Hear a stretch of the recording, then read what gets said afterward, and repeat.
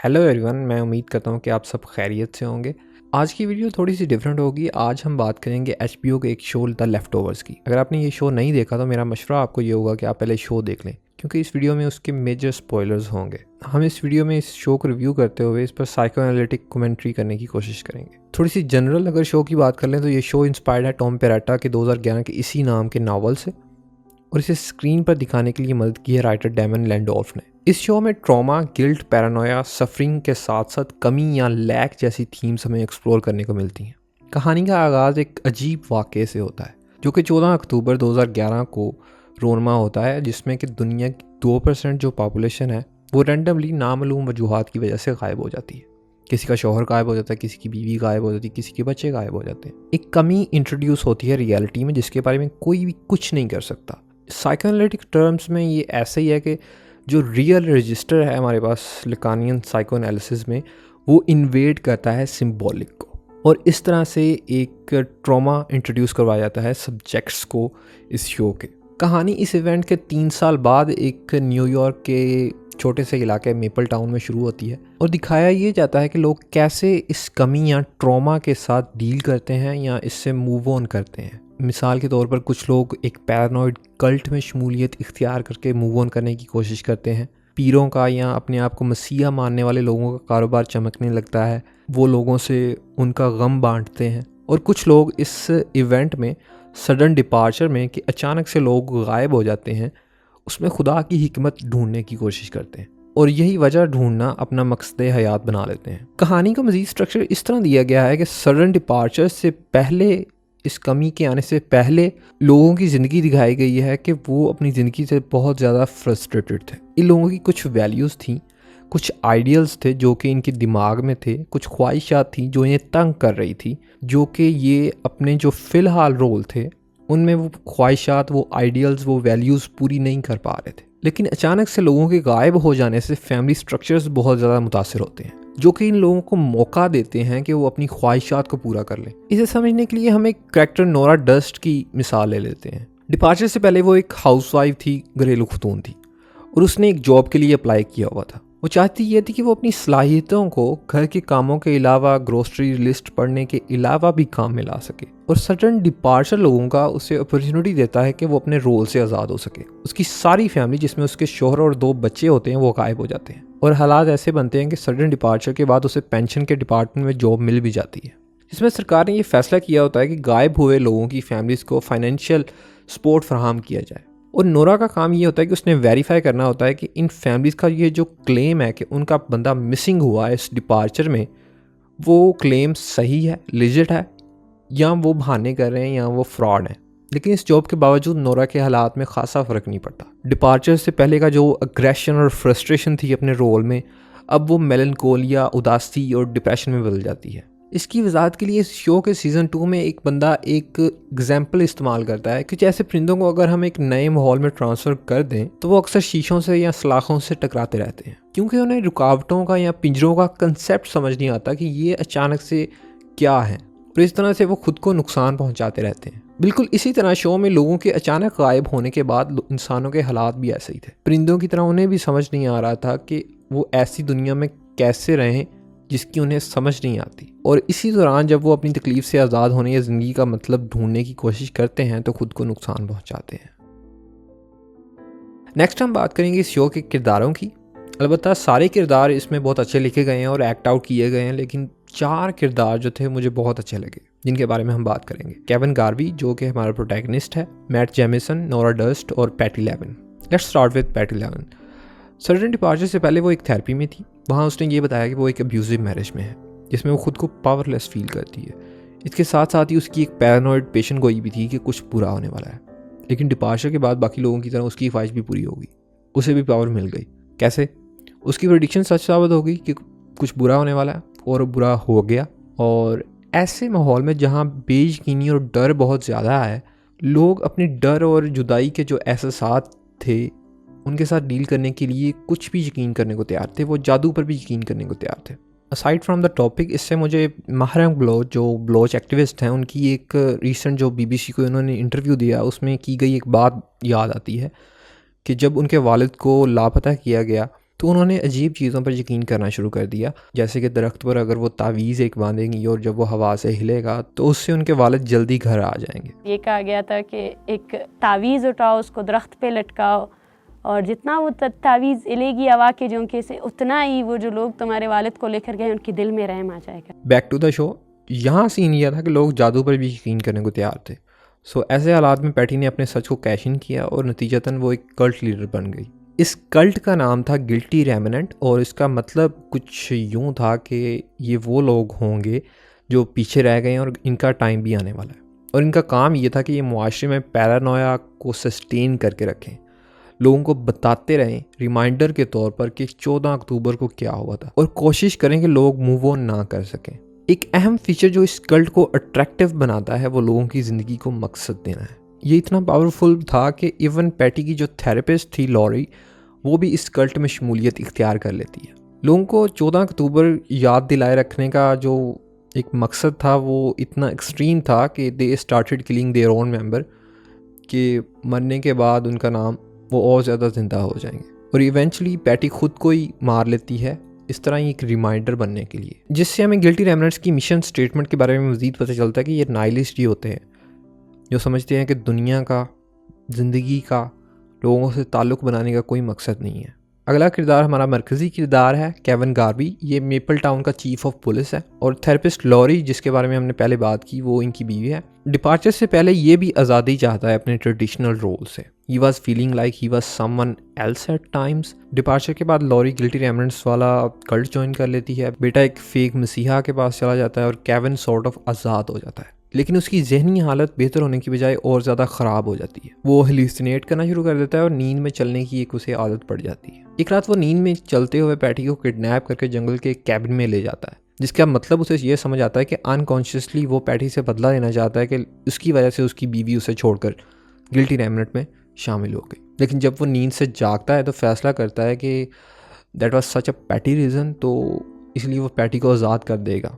Patty उसे warning देती है कि वो केविन को रिपोर्ट करेगी और उसकी नौकरी चली जाएगी, इसलिए बेहतर है कि वो ख़त्म करे जो उसने शुरू किया था। Patty wants to die so that she become a permanent imprint in Kevin's brain, लेकिन केविन उसकी धमकी की परवाह किए बगैर उसे आज़ाद कर देता है। पैटी चूँकि एक मिशन पर है कि उसे याद रखा जाए, तो वो केविन के सामने ही खुद को मार लेती है। ये ट्रॉमेटिक इवेंट केविन के जहन में एक स्प्लिट बना देता है कि क्या केविन उस रास्ते पर चलना चाहता है जिस पर तबाही और इवेंचुअली मौत है, या वो जीना चाहता है। पैटी के मरने से केविन की डेथ ड्राइव को एक फॉर्म मिल जाती है, वो उसके कॉन्शियस जहन में आ जाती है, और अनकॉन्शियसली एक कंसेप्ट उसके जहन में बनता है कि असल फ्रीडम ये था जो कि पैटी ने किया कि उसने खुद को मार लिया। इस तरह केविन पैटी से खुद को मार कर फ्रीडम हासिल करने की खूबी ले लेता है। केविन की हालत को अब तक समराइज़ अगर हम करें तो वो यही थी कि वो अपने ट्रेडिशनल रोल से फ्री होना चाहता था। सडन डिपार्चर के बाद उसकी फैमिली टूट गई और उससे भी उसे फ्रीडम नहीं मिला। फाइनली जब उसने पैटी को देखा तो that was freedom for him, तो उसे लगा कि ये होता है असल freedom. So that is how he got his death drive activated. उसने फ्रीडम की वो डेफिनेशन जो कि पैटी के जहन में थी वो उसने ली और अपने अंदर इंट्रोजेक्ट कर ली। साइको एनालिस्ट विल्फ्रेड बायन इस प्रोसेस को इंट्रोजेक्टिव आइडेंटिफिकेशन कहते हैं, जिसमें इंसान लोगों की खूबियाँ या खासियतें अपने जहन में स्टोर करके अपनी साइकी का हिस्सा बना लेता है। सो इस तरह Kevin internalises the death wish of Patty, और लकानियन टर्म्स में अगर कहें तो केविन के लिए Patty sort of becomes the intrusion of the real register, कि वो रियल रजिस्टर बन जाती है जो कि वक्तन फ़वक्तन उसके सिंबॉलिक इमेजरी में एंट्री करती रहती है throughout the rest of the show. So Patty की सूरत में ये एक डेथ ड्राइव केविन के जहन में मसला बन जाती है। इसके बाद सीजन 2 में केविन टेक्सास के एक टाउन मिरेकल में चला जाता है अपनी नई गर्लफ्रेंड और बेटी के साथ। मिरेकल जो कस्बा है वो वह जगह है जहाँ डिपार्चर नहीं हुआ था, कोई भी बंदा गायब नहीं हुआ था। केविन को लगता है मे बी मेपल टाउन ही मनूस है, अगर वो जगह बदल के देखे तो उसकी परेशानियाँ कम हो सकती हैं, उसकी जो हेलुसिनेशन या स्लीप वॉकिंग की बीमारी है वो शायद ठीक हो जाए। लेकिन पैटी उसके जहन में उसे तंग करती रहती है। इस मसले के हल के लिए मिरेकल में वो एक ज्योतिषी वर्जल के पास जाता है। वर्जल उससे कहता है कि पैटी ने उसे वश में किया हुआ है और वो पैटी को अपने इलाके में रहकर नहीं हरा सकता, जो कि कॉन्शियस जहन है। उसे पैटी के इलाके में जाना पड़ेगा जो कि केविन का लाशाऊर या अनकॉन्शियस है। जस्ट टू बी क्लियर, मैं इस चीज़ को अनकॉन्शियस कह रहा हूँ, शो में इसे सॉर्ट ऑफ आफ्टर लाइफ दिखाया गया है। वर्जिल कहता है कि वहाँ जाने के लिए जहाँ मरने के बाद लोग जाते हैं, या केविन की जो अनकॉन्शियस है वहाँ तक जाने के लिए उसे एक जहर पीना पड़ेगा और मरना पड़ेगा थोड़ी देर के लिए। वर्जिल उससे कहता है कि घबराने की कोई ज़रूरत नहीं है, उसके पास एक इंजेक्शन है जो कि मुझे लगता है कि एट्रोपाइन था, जिससे वो केविन को थोड़ी देर बाद जिंदा कर देगा। लेकिन जैसे ही केविन वो जहर पी के बेहोश होता है, वर्जिल वो इंजेक्शन ज़ाया कर देता है और ख़ुद को गोली मार लेता है। अब वो ऐसा क्यों करता है, इसकी मुझे दो वजूहात लगती हैं। पहली तो ये हो सकती है कि वर्जिल ने ट्रस्ट डेवलप करने के लिए केविन को इंजेक्शन का झूठ बोला। अगर वो कहता कि तुझे ज़िंदा अपने बलबूते पर होना पड़ेगा प्यारे, क्योंकि अगर तेरी जीने की ख्वाहिश मरने की ख्वाहिश से ताकतवर है तो तू ज़िंदा हो जाएगा। अगर ये सिनेरियो होता तो शायद केविन वो जहर ना पीता और वर्जिल को पागल समझता, इसलिए वर्जिल ने वो इंजेक्शन बाद में ज़ाया किया। दूसरी वजह ये हो सकती है कि शो के मुताबिक पैटी केविन के जहन में एक अनडेड स्टेट में है, एक चुड़ैल की तरह है, इसलिए केविन को एक अनडेड स्टेट में जाना पड़ेगा। इसलिए वर्जिल भी खुद को गोली मार लेता है और ताकि वो भी उस अनडेड स्टेट में जा सके जहाँ केविन गया है और पैटी को मारने में केविन की मदद कर सके। बहरहाल मरने के बाद केविन अपनी अनकॉन्शियस आफ्टर लाइफ या वो ड्रीम लाइक स्टेट में चला जाता है और मुझे ये सीन बहुत अच्छे लगते हैं। आखिर साइकोएनालिटिक टर्म्स में केविन के जहन में ये जो जगह है, जिस जगह वो पहुंचा है मरने के बाद, उसको हम फंडामेंटल फैंटेसी भी कह सकते हैं। क्यों ये फंडामेंटल फैंटेसी है, उसकी एक मिसाल मेरे पास बड़ी अच्छी ये आती है कि इस दुनिया में पैटी एक सदर का इलेक्शन लड़ने वाली है। अगर सदर को हम एक ऑडिबल फिगर के तौर पर समझें, जैसे कि हमारे पास प्यूटन है, नरेंद्र मोदी है या ट्रंप है, तो उसका मतलब ये है कि Patty is about to become the central figure in Kevin's life. So Kevin अपने कमरे से बाहर आता है और वो देखता है कि वर्जिल इस होटल में एक डेस्क अटेंडेंट है। केविन उसे देखते ही उससे सवाल करने शुरू कर देता है। जब केविन उससे सवाल कर रहा होता है कि ये सब क्या है, वो कहाँ है, तो वर्जिल अपनी एक्टिंग, अपना प्रीटेंस, अपना जो रोल है डेस्क अटेंडेंट का, वो नहीं तोड़ता, क्योंकि अगर वो एक्टिंग तोड़ देगा तो that will break the fantasy of Kevin. इसके बाद वो एक पार्किंग गैराज में अकेले मिलते हैं और वर्जिल केविन को बताता है कि इस दुनिया में we are in Patty's space और केविन इंटरनेशनल असैसिन है और उससे पैटी को मारना पड़ेगा before she becomes the president. And Kevin के पास सिर्फ एक मौका है उसे मारने का। केविन को ये सब बड़ा अजीब लगता है कि यार ये क्या है, सदर बन रही है, सेक्रेटरी कोई है, ये कोई है। वहाँ पे वर्जिल उसे मशवरा देता है कि जिगर, तुझे छोड़ना पड़ेगा ये रैशनल थॉट्स और स्ट्रेट लाइंस में सोचना, क्योंकि पैटी स्पाइरल्स में, जिगजैग्स में और सर्कल्स में सोचती है, क्योंकि ये अनकॉन्शियस है, sort of like the Borromean knot of Lacan. और इसी वजह से वो केविन को चकमा देने की कोशिश करेगी कि किसी तरह केविन उसे छोड़ दे। लेकिन केविन को हिचकिचाना नहीं है उसे मारते हुए, और इवेंचुअली कुछ सीन्स के बाद केविन पैटी को मार देता है और अपनी ज़िंदगी का कंट्रोल वापस ले लेता है और दोबारा ज़िंदा हो जाता है। इसके जो म्यूचुअल होते हैं, वाकफकार होते हैं, इस वाक़े की बिना पर उसे जीसस समझना शुरू हो जाते हैं कि ही रेज्ड फ्रॉम द डेड। और आखिरी सीज़न में केविन इस बात से मशहूर हो जाता है कि जैसे केविन ने मरे हुए लोगों से मुलाकातें करके अपनी ज़िंदगी में मूव ऑन किया, अपनी ज़िंदगी को कंट्रोल में लिया, वैसे ही वो उनका भी पैगाम उनके प्यारे जो कि सडन डिपार्चर की वजह से गायब हो गए, उन तक पहुंचा सकता है अगर वो दोबारा से उस स्टेट में चला जाए। तो केविन इन लोगों की बातों में आ जाता है कि जो रोल उन लोगों ने केविन को असाइन किया है, केविन वो रोल मान लेता है। वही जो पहले सीज़न वाला मसला था, वो अभी भी प्रॉपर तरीके से दूर नहीं हुआ मसला। मसलन केविन के अब्बा की एक एपोकलिप्टिक फैंटेसी होती है कि क़यामत आने वाली है, एक सलाब आएगा जिससे सब कुछ बह जाएगा, और वो ये सलाब रोक सकता है अगर वो एक रिचुअल परफॉर्म करे, जिसमें उसे एक ख़ास जगह पर जाकर एक पुरानी ज़ुबान में एक मंत्र पढ़ना पड़ेगा। अब मसला ये था कि वो मंत्र एक बंदे क्रिस्टोफर संडे को याद था और वो बंदा एक एक्सीडेंट में मर चुका होता है। केविन के अब्बा उसे कन्विंस करते हैं कि वो दोबारा से अपनी फंडामेंटल फैंटेसी में जाए या आफ्टर लाइफ में जाए, जहाँ वो क्रिस्टोफर संडे से मिले और उससे वो मंत्र लेकर आ जाए, ताकि उसके अब्बा वो मंत्र पढ़ के सैलाब को, फ्लड को रोक सकें। इस बार जब केविन अपनी फैंटेसी स्पेस में या आफ्टर लाइफ में जाता है तो वो यूएस प्रेसिडेंट होता है, जिसका मतलब ये है कि उसकी ज़िंदगी का कंट्रोल उसके पास है। ड्रीम में जो क्रिस्टोफर संडे है वो ऑस्ट्रेलिया का प्रेसिडेंट होता है। केविन एक वीडियो कॉल के ज़रिए उससे मिलता है और उसे सारी अपने अब्बा की सिचुएशन बता के कहता है कि जल्दी से उसे मंत्र बता दे ताकि वो अपने अब्बा को दे सके। यहाँ पे संडे केविन से बड़ा एक इंटरेस्टिंग सवाल पूछता है कि क्या केविन खुद यकीन रखता है कि एक मंत्र पढ़ने से वो उस बारिश को रोक सकेगा जिससे सैलाब आना है। केविन कहता है कि नहीं। तो संडे कहता है जिगर पे यहाँ क्यों आए हो। इस सीन से हमें एक शो के एक एथिक का पता चलता है कि शो क्या मैसेज देना चाह रहा है। कि अगर आप किसी बात पर यकीन ही नहीं करते, एक चीज़ आपका आइडियल ही नहीं है, तो आप उस बात पर एक्ट क्यों कर रहे हो। और इस तरह से केविन अपने आप को मूव ऑन करने के काबिल होता है और अपने आप को नई रियलिटी में सेटल करता है। पहली दफ़ा जब वो आफ्टर लाइफ में गया तो उसने अपनी डेथ विश या डेथ ड्राइव को अंडरस्टैंड किया। अब की बार जब वो गया तो उसने अपने ईगो आइडियल्स को क्वेश्चन किया और उन्हें चेंज किया। नेक्स्ट हमारे पास 2 भाई बहन आते हैं, नोरा डस्ट और मैट जेमिसन। जब ये दोनों 7 साल के थे तो इनके वालिदैन घर में आग लगने की वजह से मर गए थे।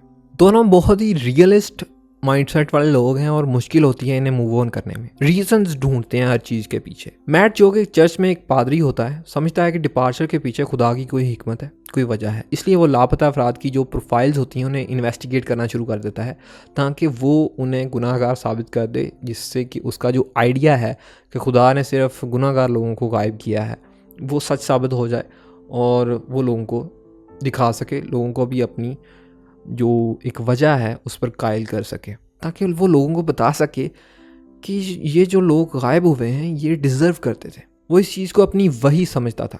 सडन डिपार्चर की वजह से उसकी बीवी मिसिंग तो नहीं होती पर वो कोमा में चली जाती है। आखिरी सीज़न में एक पॉइंट पर एक बंदा खुद को खुदा कह रहा होता है।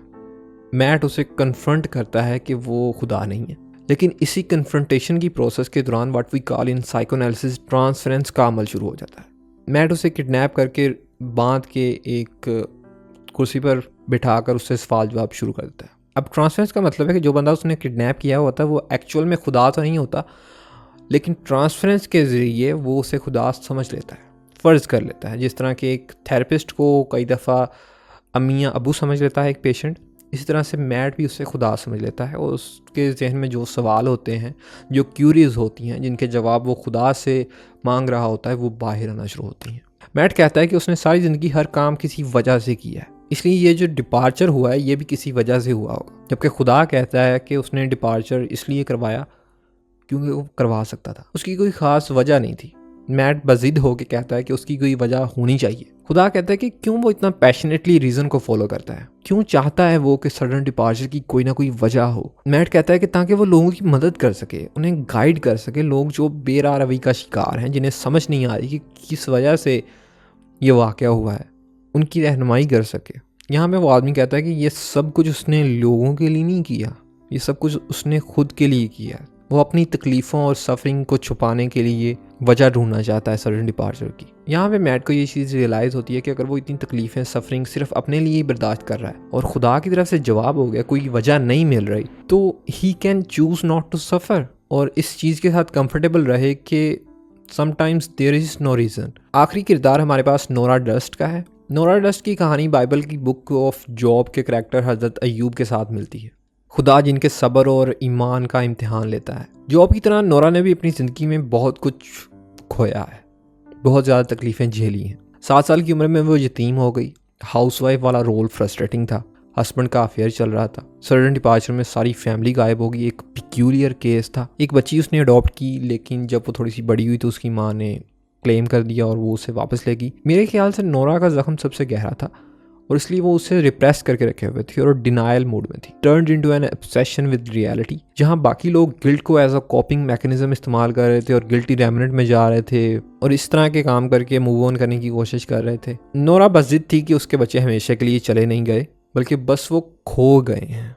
इसी डिनायल को बरकरार रखने के लिए वो नहीं चाहती थी कि लोग उससे बेचारी कहें या विक्टिम ऑफ सर्कमस्टांसेस समझें। अगर वो बेचारी का लेबल एक्सेप्ट करेगी then she would also have to accept the fact that she lost her kids which was something she wasn't able to accept. वो समझती ये थी कि वो उस दुनिया में रहना चाहती है जहाँ उसकी फैमिली अभी जिंदा है। नोरा बिल्कुल अपने भाई मैट की तरह एक वजह के साथ बड़ी ऑब्सेस्ड थी कि कोई ना कोई वजह होगी सडन डिपार्चर की, जो कि एट द एंड उससे भी पता चला कि कल्चरल आइडियल था। उसकी अपनी ये ख्वाहिश नहीं थी वजह ढूंढने की, बल्कि एक कल्चरल आइडियल था कि आपने हर चीज़ के पीछे वजह ढूंढनी है और इसी कल्चरल आइडियल से मूव ऑन करने में उसे मसला आ रहा था। आखिरी सीजन में केविन और नोरा के दरमियान एक क्लाइमैक्स सीन आता है जिसमें उन दोनों का एक आर्ग्यूमेंट होता है कि वो एक दूसरे के साथ अटैच नहीं है, एक दूसरे को कुछ बताते नहीं है। और क्यों नहीं बताते? नोरा केविन को कहती है कि जैसे तुम्हारे हालात हैं, तुम हेलुसिनेट करते हो, स्लीप वॉकिंग करते हो, और उस पर तुम चाह रहे हो कि we should have a kid, that is something insane to me. Kevin उसे कहता है कि वो इसलिए बच्चे नहीं चाहती क्योंकि फिर उसके पास एक कोई एक्सक्यूज नहीं रह जाएगा एक विक्टिम ऑफ सर्कमस्टांसेस बनकर रहने का, कोई उसे बेचारी नहीं समझेगा।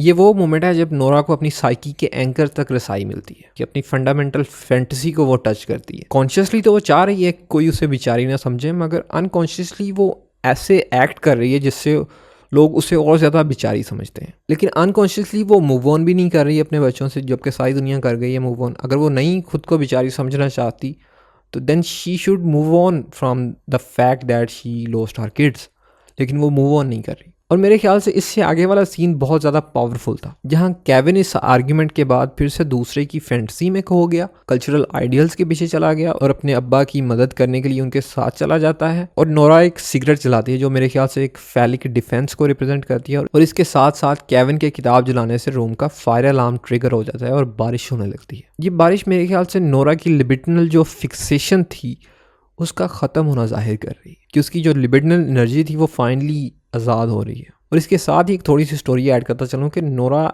इसके साथ साथ एक टेक स्टार्टअप से राब्ते में होती है। इस स्टार्टअप का माना ये होता है कि डिपार्चर के बाद वो मिसिंग लोग असल में एक डिफरेंट अर्थ की डायमेंशन में चले गए। एक स्प्लिट आ गया है जहाँ पे एक अर्थ में 98% लोग रह गए हैं और 2% लोग एक अर्थ में रह गए हैं। और जहाँ पे 2% लोग हैं उस अर्थ पर जाने के लिए ऐसे पोर्टल्स हैं जो इन्होंने बनाए हैं, जो आपको आपके प्यारों के पास लेकर जा सकते हैं, लेकिन कोई गारंटी नहीं है कि आप वापस आ सकते हैं। Nora takes up the deal और फिर हमें कुछ सालों बाद की स्टोरी नजर आती है जहाँ केविन उसे ऑस्ट्रेलिया में एक टाउन में ढूंढ लेता है। वो नोरा को बताता है कि कैसे वो कई सालों से उसे ढूंढने के लिए हर साल ऑस्ट्रेलिया आ रहा था। उसे बहुत से लोगों ने समझाया कि वो बहुत दूर जा चुकी है, और इतने सारे एविडेंस के बावजूद भी उसे यकीन नहीं था कि नोरा मर चुकी है। हर साल उसे पुलिस डिपार्टमेंट से 2 हफ्ते की छुट्टियां मिलती और वो ऑस्ट्रेलिया आकर हर किसी को नोरा की फ़ोटो दिखाकर पूछता क्या आपने इस औरत को कहीं देखा है, और उसे जवाब में ना ही मिलती। और हर वक्त वापस यूएस जाने से पहले वो वादा करता कि अगले साल वो नहीं आएगा, लेकिन वो फिर से अगले साल आकर यही काम करता। अगली थोड़ी सी बात शो से रेलिवेंट तो नहीं है, मगर ये राइटिंग से ओवरऑल ज़िंदगी से रेलिवेंट है कि ये सीन बहुत अच्छी एग्जांपल है हमारी एडिक्शन वाली वीडियो में कही हुई बात की, कि कैसे आप अपनी स्टोरी के स्टेक्स बढ़ा सकते हैं। शो के राइटर यहाँ पे हीरो हीरोइन की सिंपल बॉलीवुड स्टाइल भी मुलाकात करवा सकते थे कि केविन एक दिन ऑस्ट्रेलिया की मार्केट में नोरा को देखता है, दोनों कॉफ़ी पीते हैं, दैट्स इट, हैप्पी एंडिंग। लेकिन नहीं, केविन को अगर लड़की चाहिए तो उससे अपनी स्टोरी के स्टेक्स बढ़ाने पड़ेंगे, और फिर ही नोरा उसके साथ इमोशनली कनेक्ट कर पाएगी और उससे अपनी स्टोरी बता पाएगी। नोरा अपनी स्टोरी ये बताती है कि वो पोर्टल के थ्रू गई उस दुनिया में जहाँ पे उसकी फैमिली गई थी। फाइनली जब वो मेपल टाउन न्यूयॉर्क अपने घर के सामने पहुंची तो एक दरख्त के पीछे छुपकर उसने अपना घर का दरवाज़ा देखना शुरू किया। उसका शौहर बाहर निकला और उसके साथ एक खूबसूरत औरत थी, और बच्चे भी अब थोड़े से बड़े हो गए थे। वो सब खुश लग रहे थे। नोरा कहती है कि इस मोमेंट से मैंने ये चीज़ रियलाइज़ की कि मेरी तो वहाँ जगह ही नहीं थी। जो मैं अपने जहन में समझ रही थी मेरी वहाँ पे जगह नहीं थी। She didn't belonged there. उस दुनिया में चलते हुए उसने ये चीज़ रियलाइज़ की कि नोरा की दुनिया में तो सिर्फ 2% पॉपुलेशन डिपार्ट हुई है, लेकिन जिस दुनिया में अब वो चल रही थी वहाँ से तो 98% लोग गायब हो गए। नोरा को लगता था कि उसने सब कुछ खो दिया, लेकिन उस दुनिया में उसने वो लोग कसरत से देखे जिन्होंने उससे ज़्यादा खोया था, और ये इस चीज़ ने उसे मूव ऑन करने में मदद दी, और वो वापस स्ट्रगल करके उस दुनिया में आ गई जहाँ वो बिलोंग करती थी, केविन के पास। लेकिन वो केविन को इसलिए नहीं मिली क्योंकि उसने सोचा कि it's too late now. She became a self independent woman, that's it. इस तरह एंड में वो एक दूसरे को मिल जाते हैं और स्टोरी एंड हो जाती है। सो ये थी आज की video. The style was bit different, लेकिन मैं उम्मीद करता हूँ कि आपको ये अच्छी लगी है, and I will see you in the next one. Bye.